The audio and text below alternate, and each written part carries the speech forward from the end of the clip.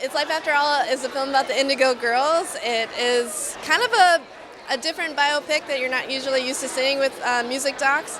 It's really about their emotional journey, and Amy and Emily, it's kind of a tell-all about what they've been through in their lives.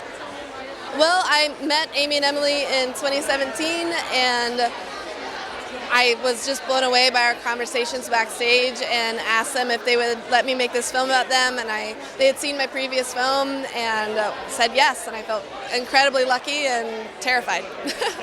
About midway through production, Amy took me downstairs in her house, and that she had a massive basement full of archive that she's collected over decades, and I had no idea that that was down there, and it was incredible. I was so excited, and I had no idea what I was in for because it was just a lot of stuff to go through, but it was an incredible way to get to know them, diving through archive and seeing so many parts of their lives. It's kind of a rare, incredible thing to have as a filmmaker.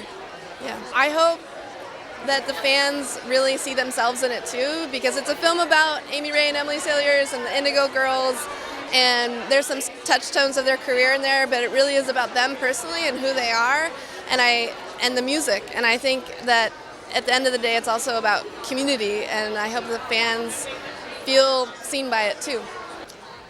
Well, the film, It's Only Life After All, it's the director Alexandria Bombeck's vision of like our growth, and evolution as Indigo Girls, starting from when we were in high school to now, and just kind of all the things we went through. It's a very vulnerable, kind of non-linear documentary. I mean, it's very vulnerable, I'll say that. It shows a lot of just our evolution as queer women too, and gender stuff, and just everything we've sort of been through to get where we are now as people.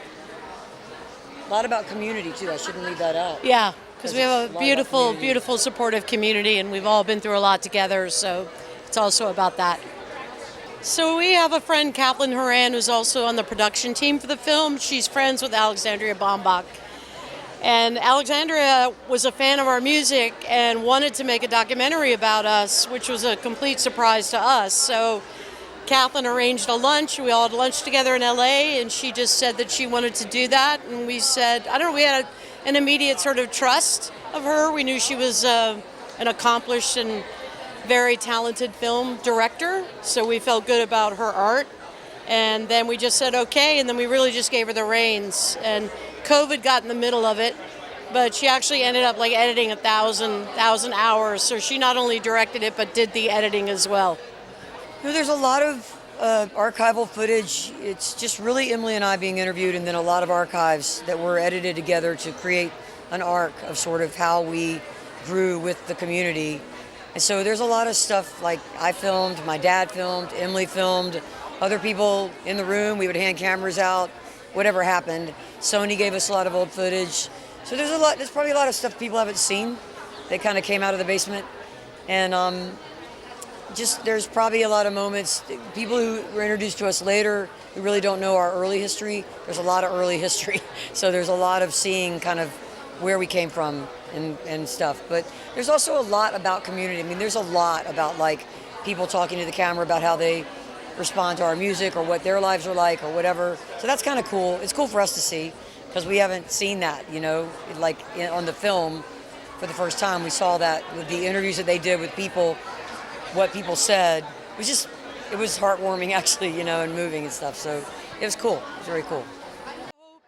I hope that they'll take away the power of music as a tool for, not a tool, but a gathering of people in community, and how music is important in our lives, how it tells our stories, not only Amy's and my story, but other people's stories, how it connects us all. I think that's really the main thrust, is the power of community, the power of music as a connecting force in the world. I think that's what I hope they take away. This is my first time. My first time at Tribeca. Yeah, we just got here, so we're just really here for a day, which is kind of a bummer. But so this is our first foray into the film world.